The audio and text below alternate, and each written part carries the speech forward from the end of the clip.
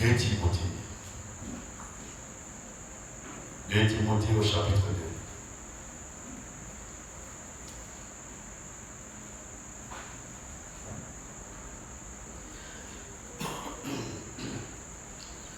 2. 2 Timothée chapitre 2 à partir du verset 1er.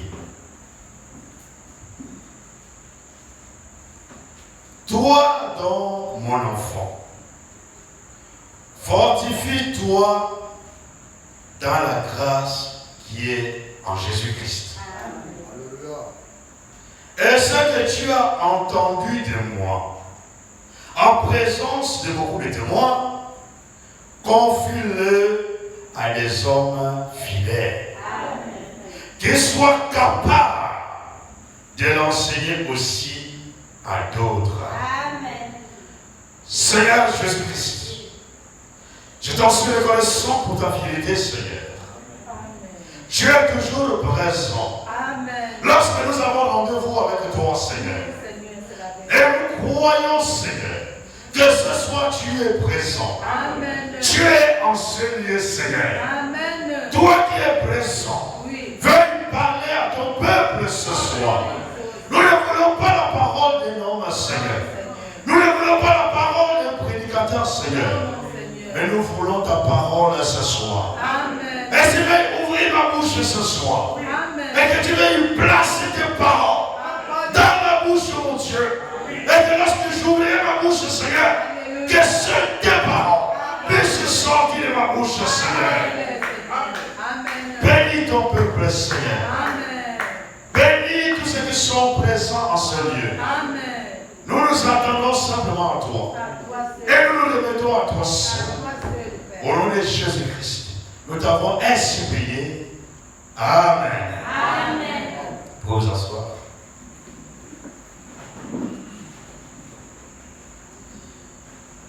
Alors, aujourd'hui, nous allons parler des hommes fidèles. 2 Timothée 2, au verset 2, là où nous avons lu tout à l'heure.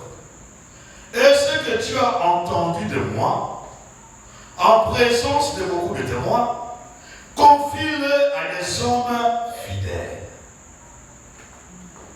Confie ce que tu as entendu là, pas à n'importe qui, mais à des hommes fidèles. Mais ces hommes fidèles doivent être capables d'enseigner aussi ce qui leur a été confié. Amen. Ils doivent être capables de l'enseigner aussi à d'autres. Amen. Alors nous allons parler des hommes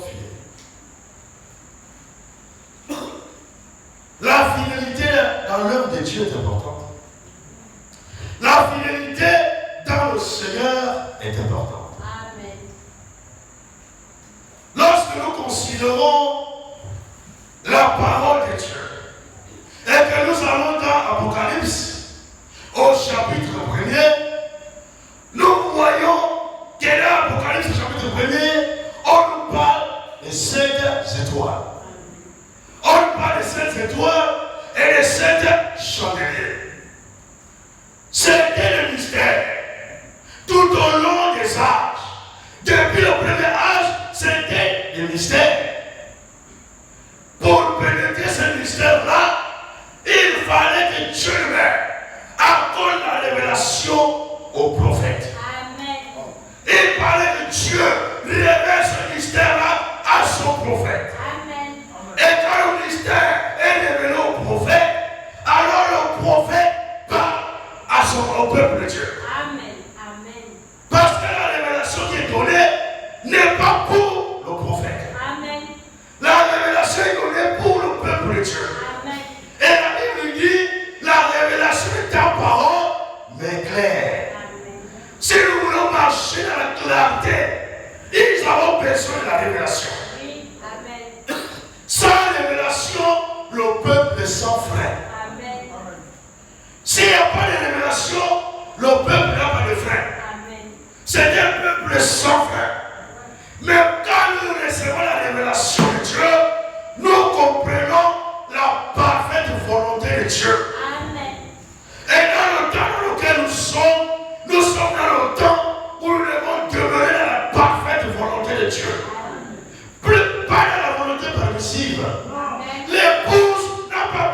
volonté permissive. Mais l'épouse a besoin de la volonté parfaite. Ceux qui sont dans la volonté permissive ne partiront pas l'enlèvement. La volonté permissive, c'est la volonté de l'homme. C'est ce que l'homme désire. C'est ce que l'homme veut. Alors Dieu permet que tu fasses ce que tu veux là. Mais ce n'est pas la volonté de Dieu. La permission n'a jamais été la volonté de Dieu. Dieu peut permettre. Mais cela ne veut pas dire qu'il est d'accord avec vous. Cela ne veut pas dire qu'il est d'accord avec nous. Nous voulons la volonté parfaite. Et Dieu ne viendra prendre que ceux qui sont dans la volonté parfaite. Ceux qui iront à l'enlèvement, c'est ceux qui sont dans la volonté parfaite. Voici pourquoi nous devons tout faire pour demeurer à la volonté parfaite. Et tout ce que nous faisons dans l'œuvre de Dieu doit être dans la perfection. Nous ne sommes au temps où il n'y a plus avoir de compromis. Pas de compromis sur la parole. Si nous faisons le compromis, nous resterons. Aujourd'hui, nous n'avons plus besoin de compromis. Le temps de compromis est passé. Aujourd'hui, c'est le temps où chacun doit dire la vérité à son prochain. Ne soyons pas hypocrites. Derrière le frère, tu parles autre chose. Devant le frère, tu parles autre chose. Nous sommes au temps où la vérité doit prévaloir. Et la vérité doit prévaloir en toutes choses. Que ce soit dans la maison de Dieu, il faut proclamer la vérité. Que ce soit dans nos relations mutuelles, il faut proclamer la vérité. Nous sommes au temps où la vérité doit prévaloir. Et l'Église est l'appui et la colonne de la vérité. Dans l'Église, il n'y a pas la politique. Dans l'Église, il n'y a pas les opinions personnelles. Dans l'Église, il n'y a pas ma propre pensée. Dans l'œuvre de Dieu, la pensée de l'homme ne doit pas prévaloir. Ce qui doit prévaloir, c'est la pensée de Dieu. Et quand nous sommes dans la pensée de Dieu, alors nous sommes dans la parfaite volonté de Dieu. Alors dans l'Apocalypse, on nous parle des 7 étoiles et des 7 chandeliers d'or. Et la Bible s'explique elle-même. La parole prophétique, il ne faut pas l'interpréter. On n'interprète pas la parole prophétique. La parole prophétique s'interprète elle-même. Et l'interprétation de la parole prophétique, c'est son accomplissement. Quand cela s'accomplit, alors nous comprenons. La parole prophétique ne l'interprète jamais. La parole prophétique, il faut un prophète pour pénétrer le mystère prophétique. Tu n'es pas prophète, n'interprète rien. Nous interprétons tout. Vous savez, dans notre temps, nous devons être sages. Ne vous précipitez pas à interpréter les prophéties. Observe la prophétie. Observe la prophétie. Jusqu'à son accomplissement. Quand la prophétie s'accomplit, alors nous pouvons en parler clairement. Nous pouvons montrer cela dans les Écritures, voire montrer au peuple de Dieu l'accomplissement. Mais n'interprétez rien. Laissez cela comme ça. Quand ça s'accomplit, nous allons comprendre. Quand nous interprétons, c'est là où vient les fausses doctrines. La parole prophétique, on ne l'interprète pas. Alors, la parole s'interprète elle-même. Alors, dans l'Apocalypse chapitre 1er, quand nous lisons plus bas, maintenant, Dieu lui-même interprète cela. La parole de Dieu s'interprète elle-même. On lit le mystère des 7 étoiles que Dieu a vu dans la main droite là. Ce sont les anges. Les anges terrestres pour les 7 églises. Il s'agit des anges terrestres. terrestres, ce sont des messagers terrestres. Un ange est un messager. Mais ces messagers-là, c'est les messagers terrestres. En rapport avec les 7 âges de l'Église. Il s'agit de messagers terrestres.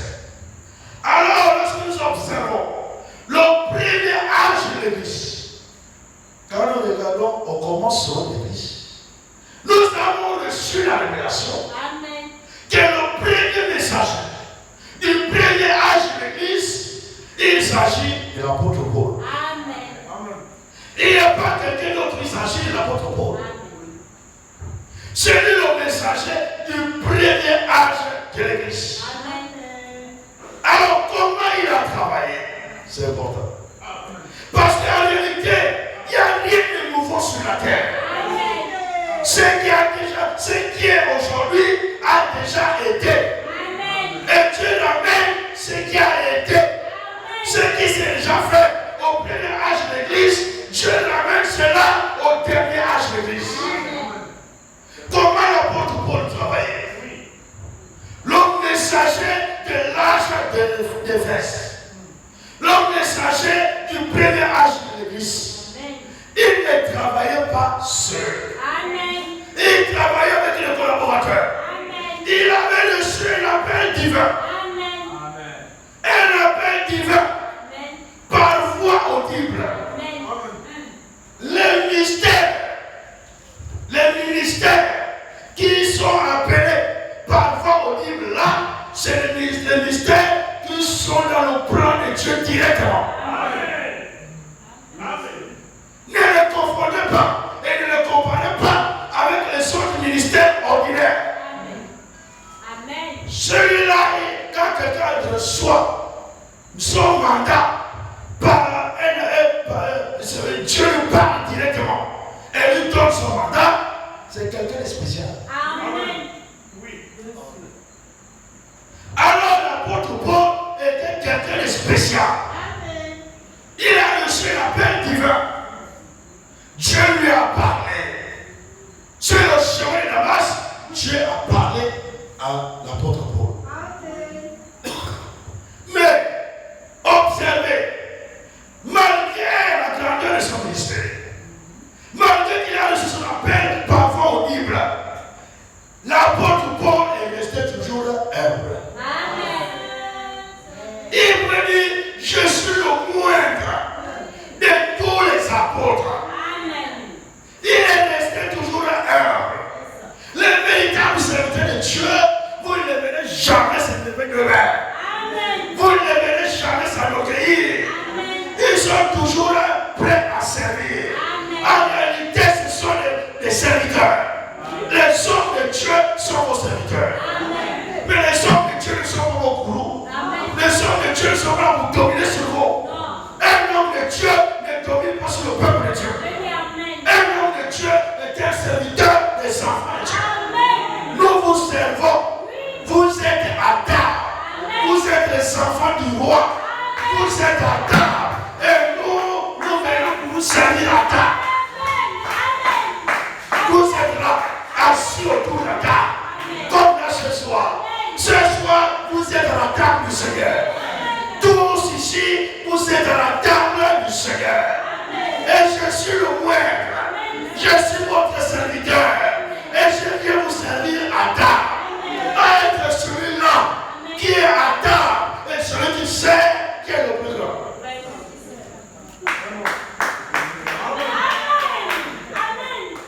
Le plus important, c'est pas être prédicateur. Ne vous bagarrez pas pour ça. Le plus important, c'est pas prêcher la parole. Oui. Le plus important, c'est d'être enfant de Dieu.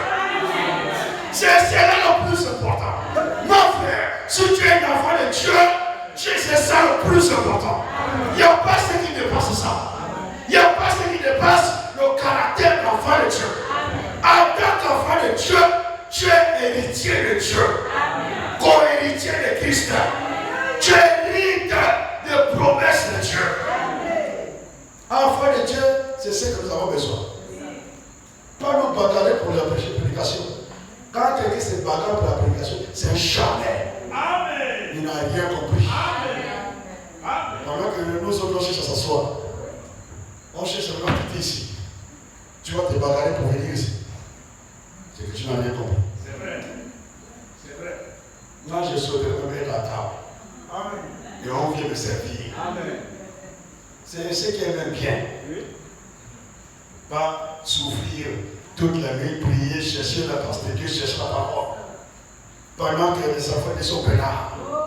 Ils viennent seulement se mettre à table et dire, allez, serviteur, viens donner à Dieu. Mais les hommes de Dieu ont tendance à faire le contraire. À vouloir dominer sur le peuple de Dieu. Alors l'apôtre Paul ne travaillait pas seul. L'apôtre Paul avait des collaborateurs. Il travaillait avec des collaborateurs. Parce qu'il avait un message pour son âge.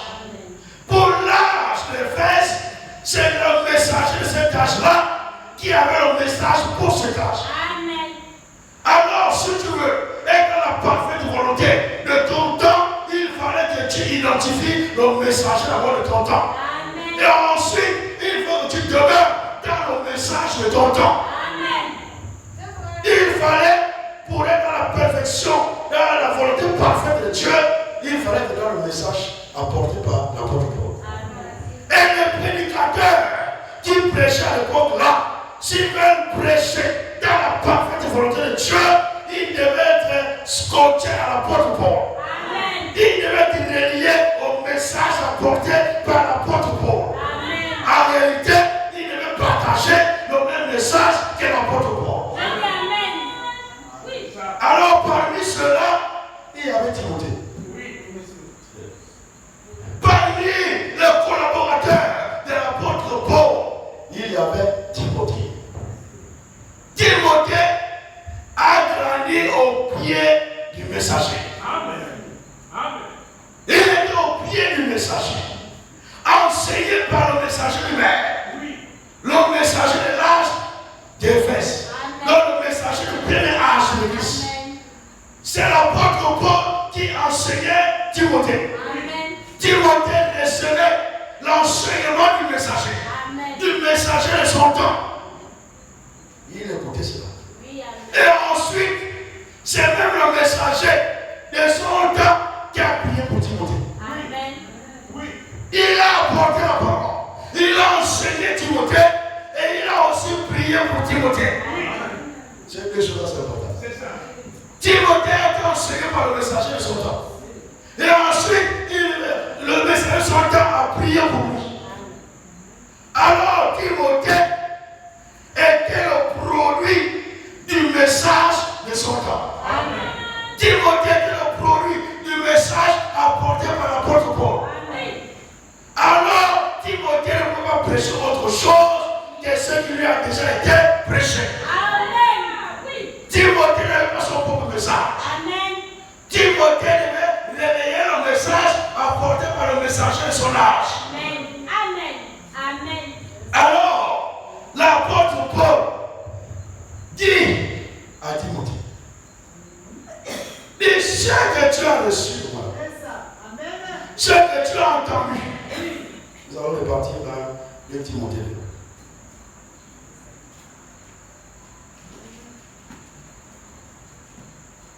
Il n'y a rien de nouveau sous le soleil.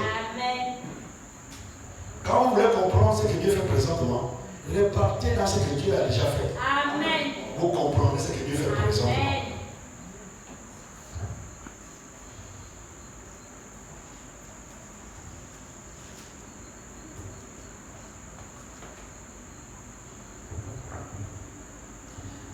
Timothée chapitre 2, le verset 2. Et ce que tu as entendu, l'apôtre Paul parle à Timothée. Et ce que tu as entendu de moi, en présence de beaucoup de témoins, confie-le à des hommes fidèles. Donc ce que tu as entendu à Timothée, ce qui t'a été enseigné, ce que toi tu as reçu de ma part, en présence de beaucoup de témoins, tu dois venir le confier à des hommes fidèles. Tu dois confier le même message, pas autre chose. Ne rajoute pas tes choses.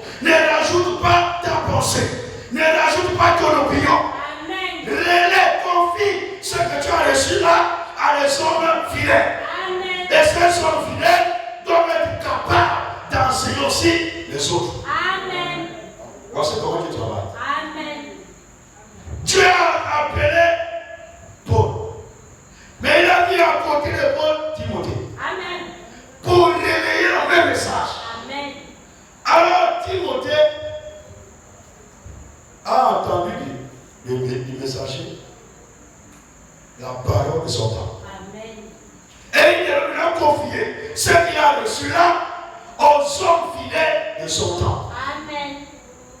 Et Timothée aussi a travaillé. Mais si Timothée doit confier cela à des hommes fidèles, il faut premièrement que Timothée aussi soit un homme fidèle. Si toi tu n'es pas un homme fidèle, tu ne pourras pas confier la parole de Dieu à des hommes fidèles. Il faut que toi-même t'enseignes, tu sois d'abord un exemple. Il faut que toi-même tu t'enseignes, tu puisses d'abord toi-même te soumettre à la parole que tu prêches. Tu dois te soumettre à ta propre prédication. Tu dois voir ta propre prédication. C'est plus simple de donner les leçons. Timothée, il fallait que Timothée aussi soit un homme fidèle.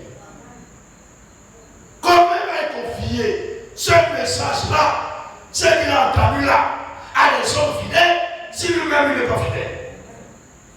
Il faut que lui-même aussi il soit fidèle. Alors la fidélité de Timothée est aussi importante. Parce que si Timothée n'est pas fidèle dans la transmission du message qu'il a reçu, il va faire des rajouts. Il va ajouter les choses. La fidélité, ça a un rapport avec la parole. Amen. Ce que tu as reçu, transmets-le fidèlement. Amen. Maintenant, si toi tu n'es pas fidèle, tu vas ajouter des interprétations. Oui, amen. Tu vas ajouter des pensées. Amen. Ce n'est plus le même message. Amen. Ce n'est plus le même message. Amen. C'est maintenant autre chose qui n'a rien à voir avec le message. Amen. C'est ce que nous vivons aujourd'hui. Amen. Partout on parle du message, mais en réalité, quand tu observes bien, il ne s'agit pas du message. Amen. Il ne s'agit pas du message apporté par le prophète. Amen. Mais il s'agit du message apporté par des hommes. Amen. Des hommes infidèles qui ne sont pas fidèles aux parents. Alors ils ont ajouté des choses qui n'ont rien à voir avec le message apporté par le messager. Amen. Ils ne sont pas fidèles. Je dis amen. Alors comme ils ne sont pas fidèles, ils rajoutent des choses. Amen. Mais pour que tu transmettes fidèlement, il faut que toi tu l'apportes, tu sois fidèle. Amen. Amen. Amen. Alors la fidélité, pour ce qui concerne les hommes de Dieu, c'est important. Amen. 1 Corinthiens 4.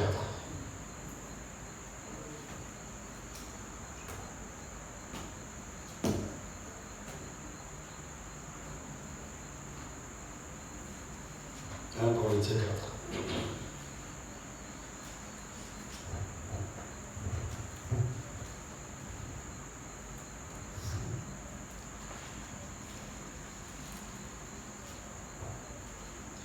Corinthiens chapitre 4,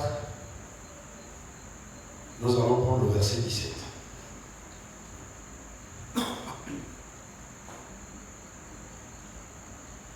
1 Corinthiens 4, verset 17. Pour cela, je vous ai envoyé Timothée, qui est mon enfant bien-aimé et fidèle dans le Seigneur. Amen. Il vous rappellera quelles sont mes voies en Christ. Amen. Quelle est la manière dont j'enseigne partout dans toutes les églises. Amen. Amen. Et pour cela, je vous ai envoyé Timothée, qui est mon enfant bien-aimé et fidèle dans le Seigneur. Amen. Alors Timothée était fidèle dans le Seigneur. Timothée était un homme fidèle. Alors comme Timothée était un homme fidèle, alors il peut confier ce qu'il a reçu du messager à d'autres hommes fidèles. Amen. Parce que premièrement, lui-même il est fidèle. Amen. Timothée était fidèle à la parole. Amen. Et comme il est fidèle, il peut transmettre aussi fidèlement. Fidèlement à des hommes aussi fidèles. Si Timothée n'était pas fidèle, beaucoup d'interprétations devaient sortir de sa bouche. Il fallait la fidélité. Et la fidélité, c'est la vient de Dieu. Voici pourquoi tout ton prédicateur doit d'abord faire son expérience. Tu dois faire ton expérience avec ton Dieu. Il faut que Dieu puisse détruire la vieille langue là. Il faut que la langue de feu descende d'abord sur toi. Il faut qu'il consume ta langue naturelle là. Le mensonge qui sort de la bouche. Il faut qu'il puisse consumer ça par son feu. Il te faut le baptême du Saint-Esprit. Il faut expérimenter le baptême du Saint-Esprit et de feu. Il faut que Dieu consume tout ce qui est mauvais en toi. Il faut que Dieu consume la racine du mensonge. Il faut qu'il ôte le père du mensonge en toi. Il ne faudrait pas que le père du mensonge demeure dans un prédicateur. Si le père du mensonge demeure en lui, alors c'est normal que le mensonge sorte de sa bouche. Et nous savons que le père du mensonge c'est Satan. Le père du mensonge c'est le diable. Il est le père du mensonge. Il faut qu'il fasse son expérience avant de venir se présenter devant le peuple de Dieu. Alors il devient un homme fidèle. Et là, la fidélité, le Saint-Esprit va l'aider. Vous savez qu'ici, il ne s'agit pas d'une œuvre naturelle, une œuvre charnelle. Il s'agit d'une œuvre spirituelle. Toi, tu es naturel, charnel. Comment tu vas pouvoir rendre un culte parfait à Dieu qui est esprit? Alors, il fallait que Timothée soit un homme fidèle. Amen. Et nous avons vu que Timothée était fidèle dans le Seigneur. Amen. Il était fidèle. Alors il pouvait maintenant confier ce qu'il a reçu à d'autres hommes fidèles. Amen. Vous voyez que là, Timothée, c'est un homme que Dieu a appelé, mais qui est censé relayer le message à plusieurs. Amen. Donc à plusieurs hommes.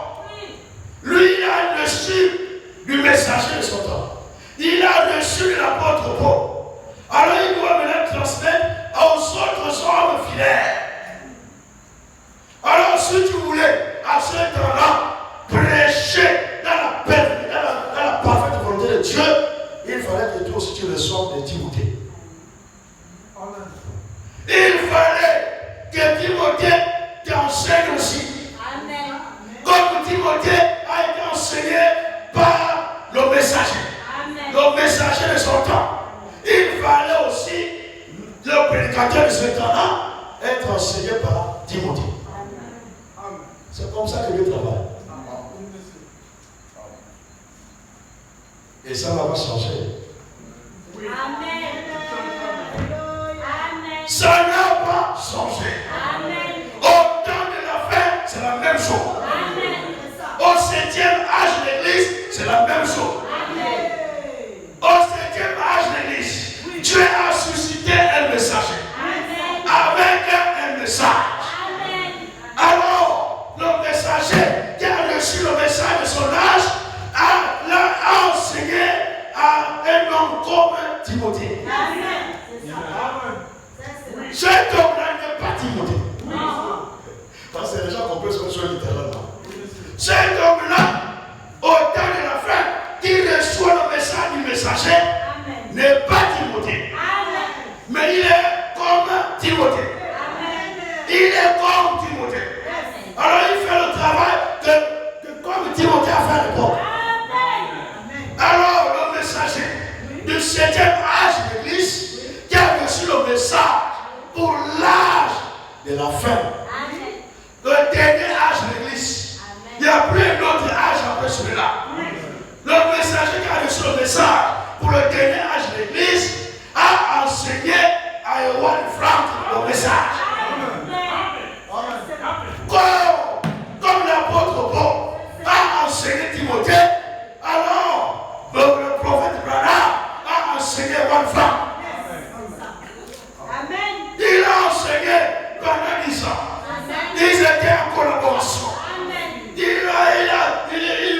la parole. Il a enseigné le message du dernier âge. Alors, Ewa a reçu le même message. Oui. Amen. Il a reçu le message apporté par le messager.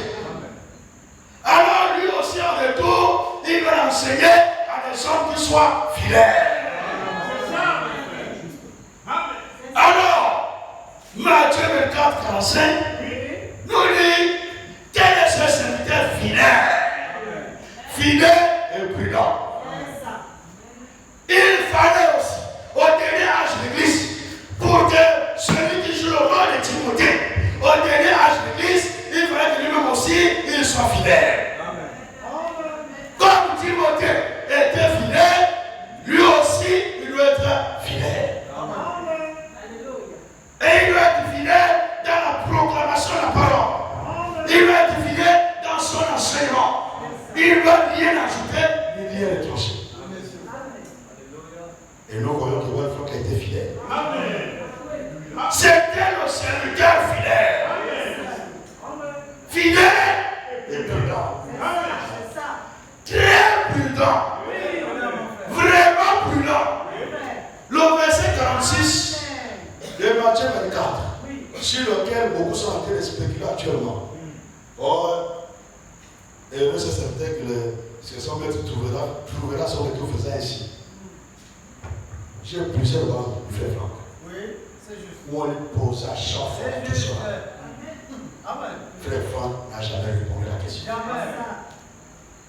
On lui pose la question, est-ce que tu vas mourir? Et là, il y a beaucoup qui croient comme ça. Est-ce que tu vas aller à l'enlèvement vivant? Est-ce que tu l'enlèvement va te trouver vivant? Est-ce que le retour du Seigneur va te trouver vivant?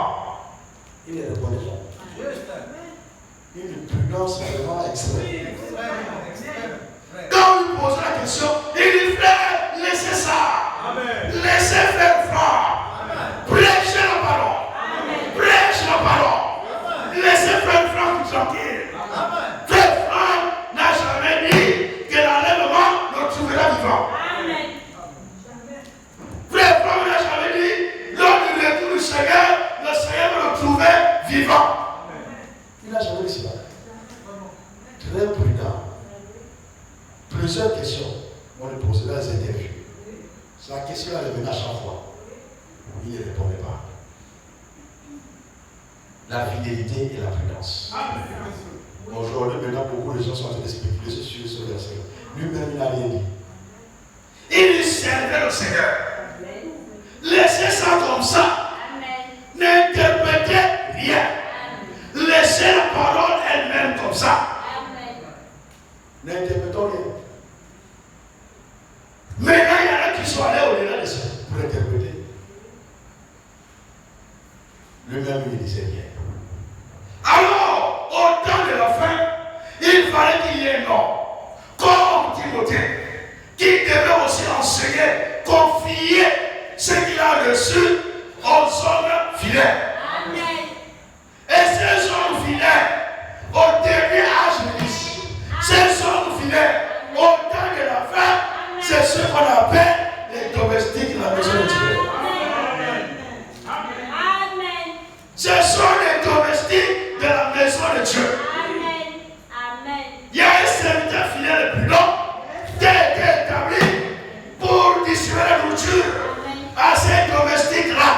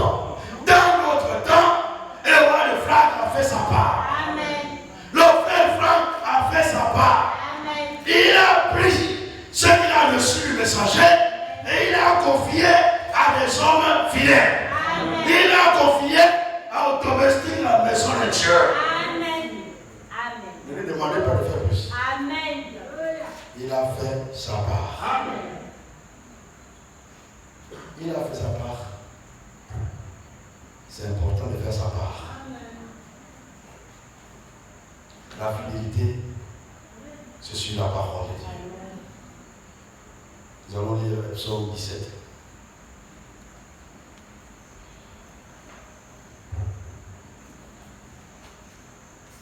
Prenons le psaume 17.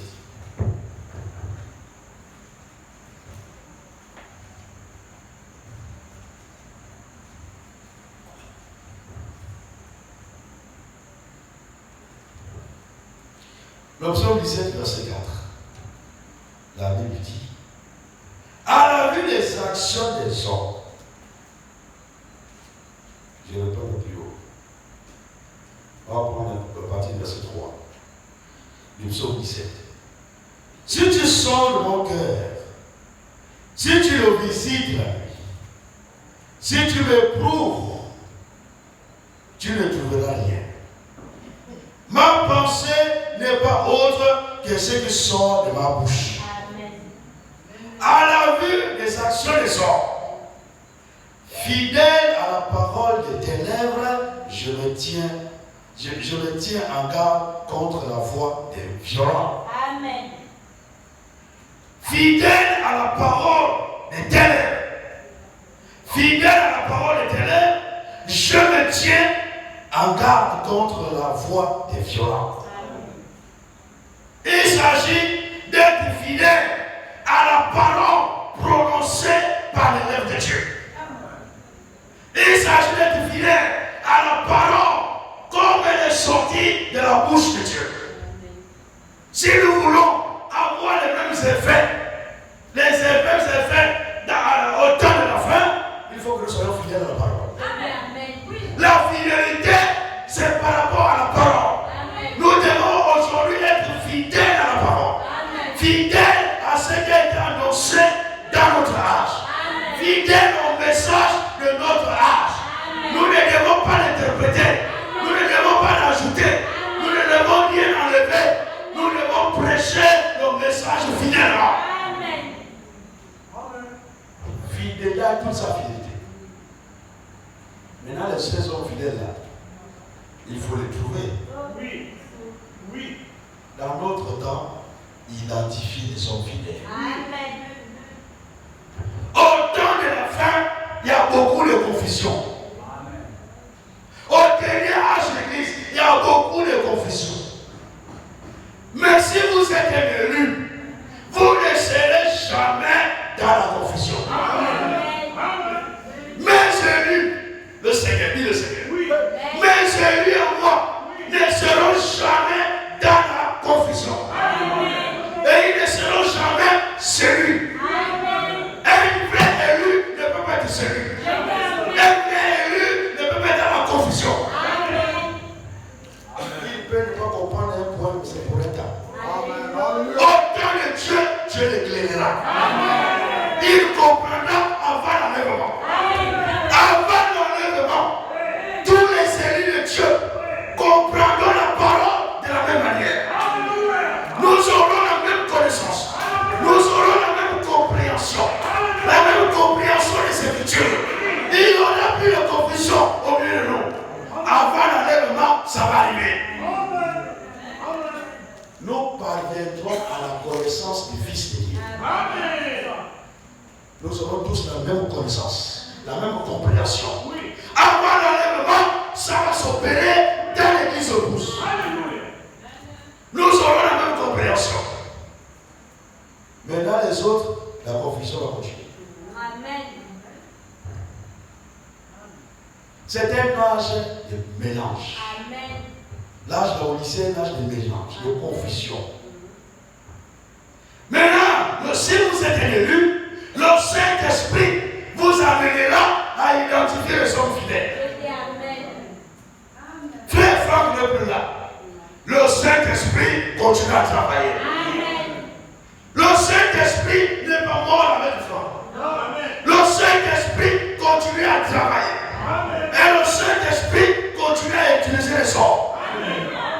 Maintenant, vous devez être capable d'identifier les hommes fidèles. Amen. Le peuple de Dieu doit être capable d'identifier les hommes fidèles. Amen. Au temps de la fin, vous ne devez plus recevoir la parole par d'autres hommes si ce n'est que les hommes fidèles. Amen. C'est un âge de perfection. C'est un âge d'achèvement. C'est dans le dernier âge que Dieu va venir achever. Il va achever son œuvre. Il va l'achever dans la gloire et dans la perfection. Donc c'est plus les à peu près. Je dis Amen. Il n'a pas dit on va encore faire comment. Frères et sœurs, n'acceptez plus cela. Je dis Amen. En tout cas, moi, je suis cette position. Amen. N'acceptez plus les à peu près. Amen. N'acceptez plus, on va encore faire comment. Tu es en train de faire qu'il vende ton âme et tu dis je vais encore faire comment. Vends ton âme.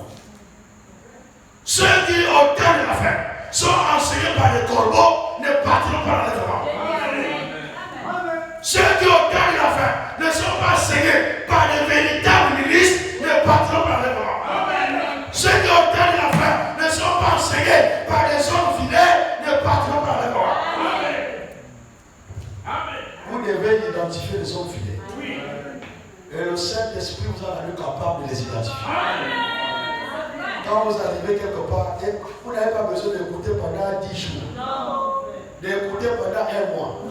Vous écoutez une seule prédication, c'est fini. Le Saint-Esprit vous convainc. Le Saint-Esprit vous dit c'est ça. Il va vous montrer un celui qui prêche et le message qui est prêché.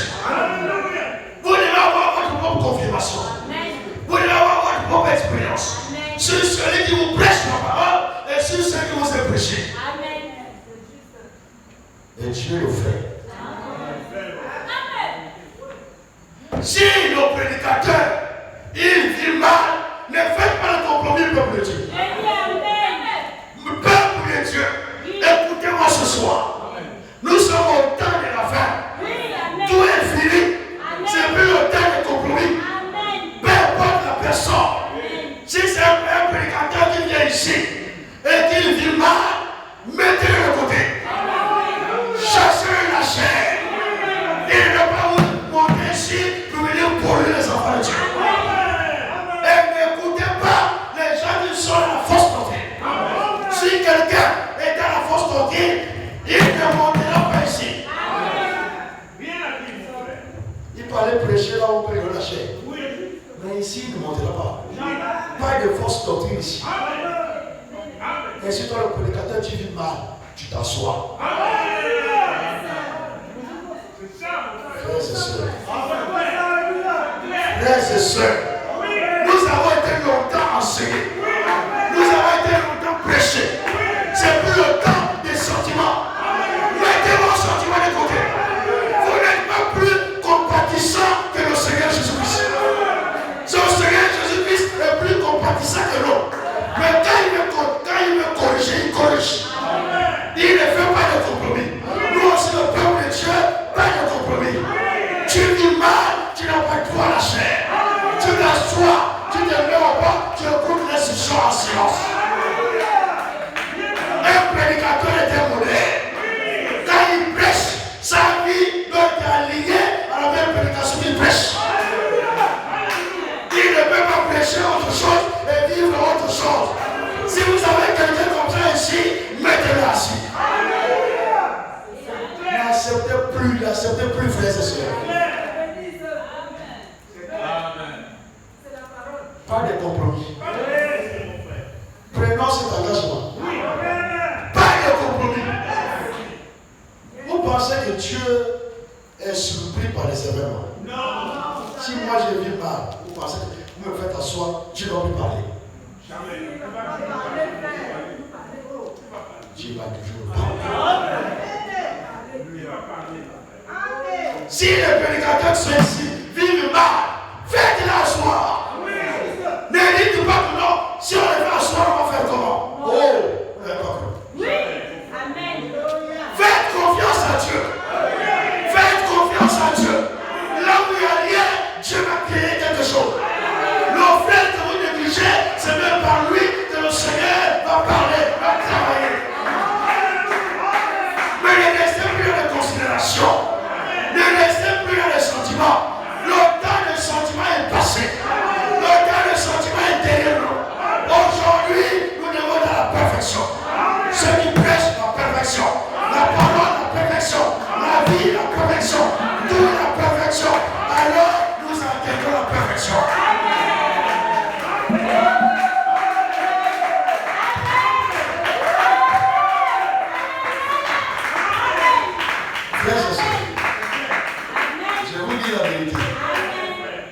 je suis en train de vous dire là, ça n'a rien à voir avec ce que j'ai préparé.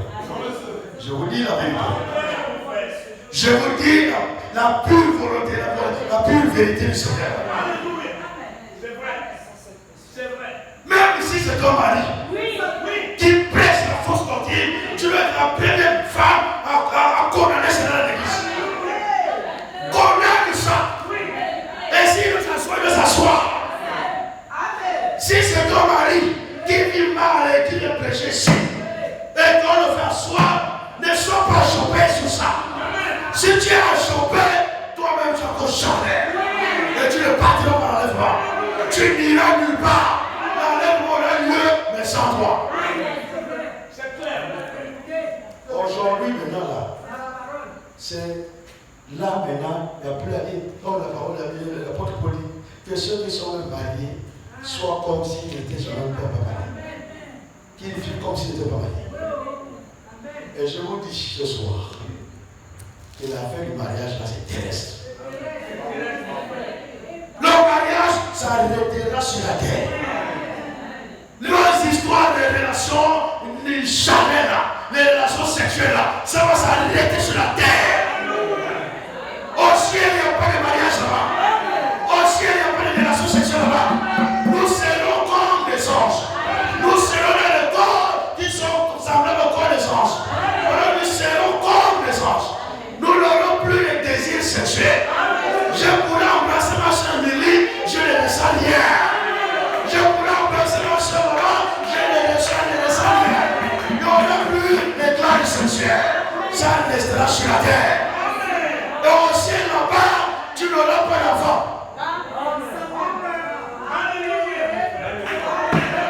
Les histoires des enfants là, c'est sur la terre ici. Oh, c'est mon enfant, c'est sur la terre. Oh, c'est mon enfant, c'est sur la terre. Au ciel, tu ne seras pas parler d'un enfant. Au ciel, nous sommes les fils et les filles de Dieu. Parce que si au ciel, si tu as un enfant au ciel, alors cet enfant sera qui pour Dieu. Pensez que Dieu sera notre Père à tous. Notre Père à tous. Il sera notre Père à tous. Bon, maintenant si tu as un enfant là-bas, ça veut dire que Dieu est son grand-père. Toi tu es sa fille.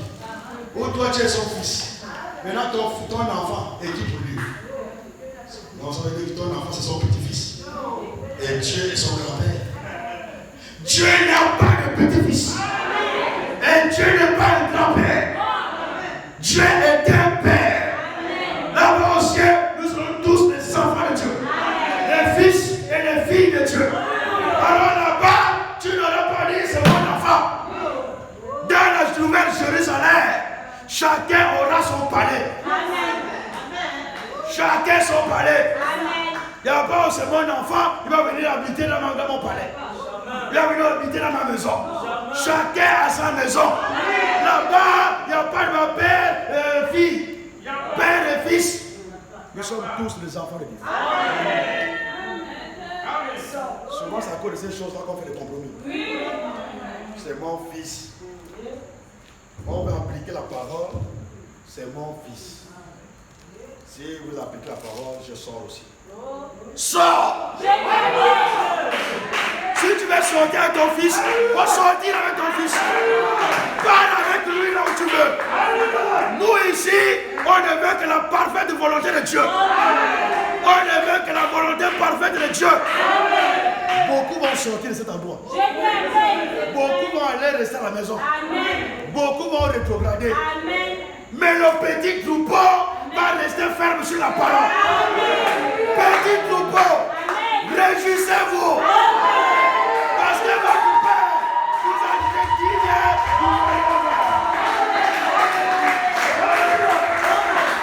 il ne s'agit pas d'un grand peuple. Il s'agit du petit troupeau. C'est le petit troupeau. Et le petit troupeau là ne verra jamais le compromis. Le petit troupeau va rester sur la parole jusqu'à l'enlèvement.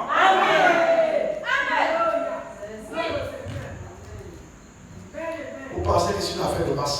Jamais. Autant de Noé, il y a eu combien qui étaient sauvés? 8 qui sont seulement que sur toute la planète la Terre, 8 personnes seulement. Et vous pensez que... Je vais dire. Vous pensez qu'ici, il y a des brûlés, il y en a combien? C'est ça, mon frère. Vous pensez que dans cette assemblée, il y en a combien? C'est ça. Si sur le cas de Noé, sur toute la planète la Terre, il y a eu que 8 personnes. Là, je prends seulement des rémolos. Il y en a combien? Oui. Si nous faisons confiance, nous resterons. Moi, je fais confiance au Seigneur que nous tous nous partirons à l'œuvre. Je fais confiance au Seigneur que nous tous ici, qui avons reçu le message de notre temps, nous partirons à l'œuvre.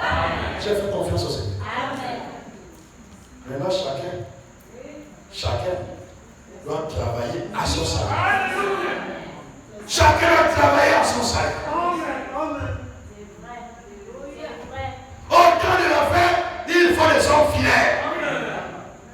Les hommes fidèles qui ont reçu l'enseignement du serviteur fidèle et qui sont capables de l'enseigner à d'autres. Mais ces hommes fidèles-là, il faut les identifier. Il faut les trouver. Proverbe 20.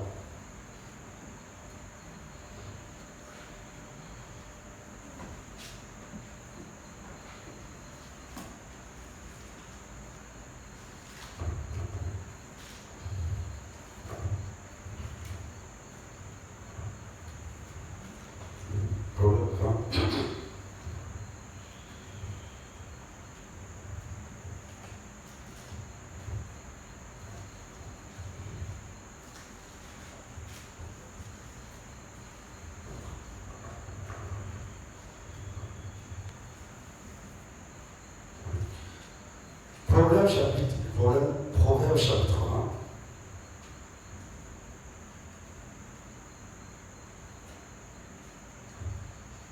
Nous prenons le verset 6. Proverbe chapitre 1, verset 6. Beaucoup de gens proclament leur bonté. Mais un homme fidèle, qui le trouvera? Qui le trouvera? Beaucoup de gens proclament leur bonté. Mais un homme fidèle, qui le trouvera? La question est posée. Oui. Qui le trouvera? Un homme fidèle, qui le trouvera? Qui trouvera cet homme fidèle-là? Parce que nous sommes dans un temps de confusion, de grande confusion. Mais laissez-moi vous dire, les hommes fidèles sont aussi présents. Amen. Les hommes fidèles ont aussi reçu du serviteur fidèle la parole de Dieu. Oui. Et les hommes fidèles sont présents en ce moment, oui, en train de travailler. Oui. Vous devez les identifier. Oui. Vous devez les reconnaître. Si vous avez reconnu les hommes fidèles de votre temps, restez fidèles à ces hommes. Amen. N'allez pas ailleurs. Ne cherchez pas ailleurs. Restez fidèles à ces hommes-là. Parce qu'eux, ils sont fidèles. Amen. Et l'épouse arrivera à la perfection par le ministère de ces hommes fidèles. Amen. Donc par les 5 ministères. Amen. C'est par les 5 ministères que l'épouse parviendra à la perfection. Amen. Amen. C'est pas les 5 ministères, pas un seul ministère. Non, non. Écoutez tous les ministères. Amen. Ne soyez pas fermés. Quand vous avez identifié un homme fidèle, il faut l'écouter. Amen. Amen. Ils sont présentement sur la terre de Dieu. Le serviteur fidèle est plus là, il entre à la maison. Mais les hommes fidèles sont restés. Amen. Amen. Et c'est le temps des hommes fidèles. Amen. Le temps dans lequel nous sommes est le temps des hommes fidèles. Amen. Les hommes fidèles qui ont reçu la parole du serviteur fidèle. Amen.